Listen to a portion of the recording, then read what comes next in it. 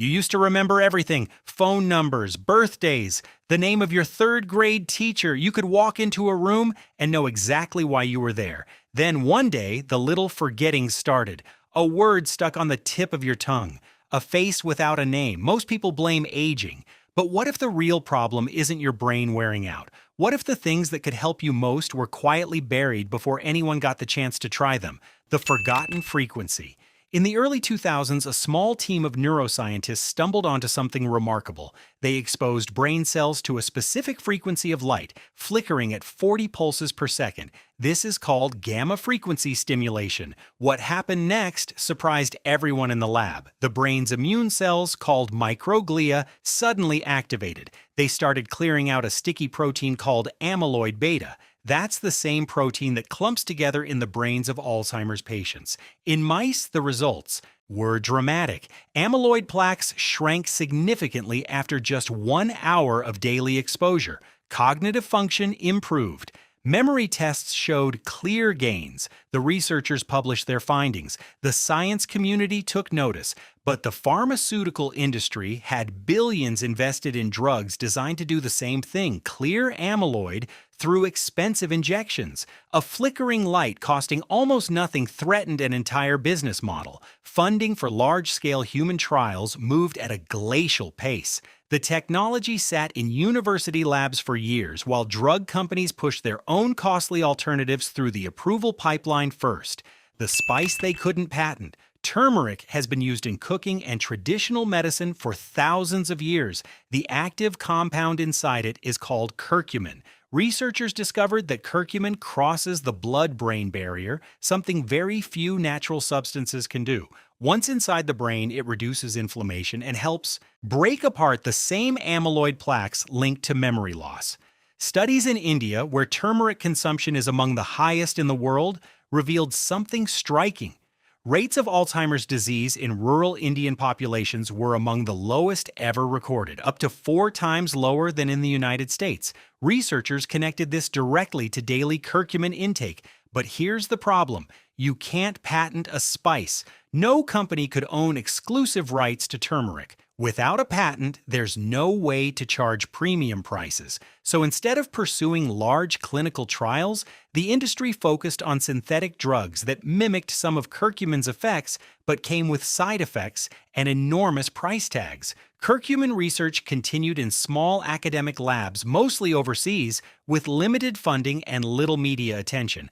The sleep-rinse cycle. This one might be the most important discovery on this entire list.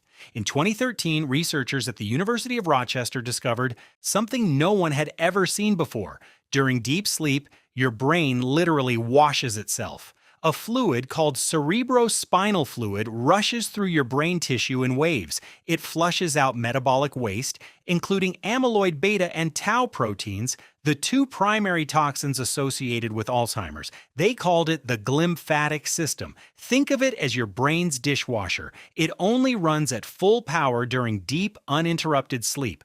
When you sleep poorly, or not long enough, the rinse cycle gets cut short. The waste stays behind. Night after night, the buildup grows. Studies showed that even 1 night of poor sleep increased amyloid levels in the brain. Chronic poor sleep over years dramatically raised Alzheimer's risk.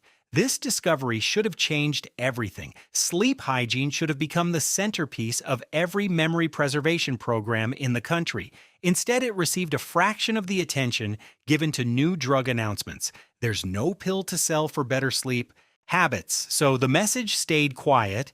The exercise your brain craves. You've probably heard that exercise is good for your brain, but the specific type of exercise that protects memory most is rarely discussed. It's not walking, it's not stretching. It's the kind that gets your heart rate up and keeps it there. Researchers call it moderate intensity aerobic exercise. Brisk walking, swimming, cycling, anything that makes you slightly breathless for 30 minutes or more.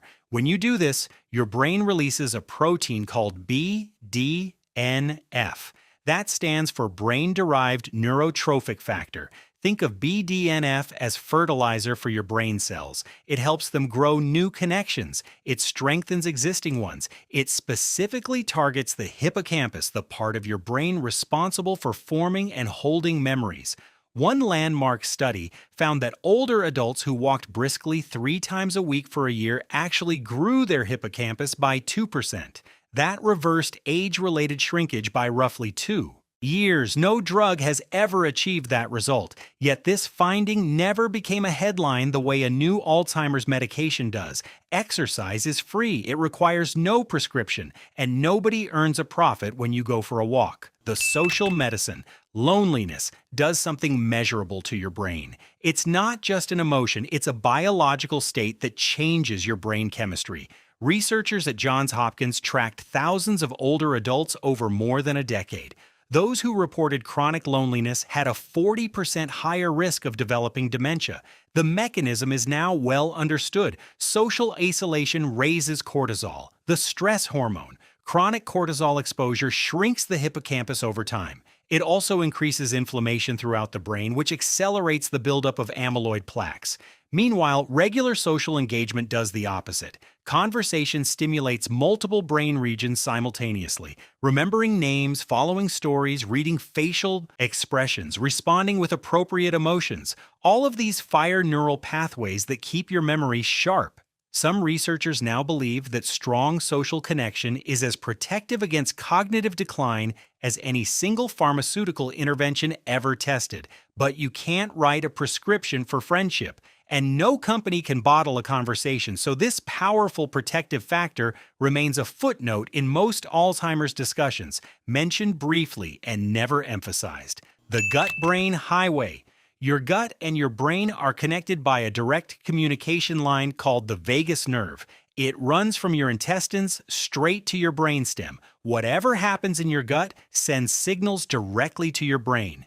In recent years, researchers discovered that the bacteria living in your gut, your microbiome, produce chemicals that directly affect brain inflammation, mood, and memory. People with Alzheimer's disease consistently show a disrupted microbiome. They have fewer beneficial bacteria and more inflammatory ones compared to healthy adults their age. When researchers restored healthy gut bacteria in animal studies using specific probiotic strains, brain inflammation dropped and memory performance improved. Early human studies showed similar trends. Certain strains of lactobacillus and bifidobacterium improved cognitive test scores in older adults within just 12 weeks. But probiotics are classified as supplements, not drugs. They can't go through the same lucrative approval process. Major pharmaceutical companies showed little interest in funding the large-scale trials needed to make these findings mainstream. The ancient breathing practice. Controlled breathing techniques have been used in yoga and meditation traditions for centuries. Modern science is now catching up. A specific breathing pattern, slow exhales lasting longer than your inhales, activates your parasympathetic nervous system. This is your body's rest and repair mode. When this system is active, cortisol drops, blood flow to the brain increases, inflammation decreases across your entire body, including your brain.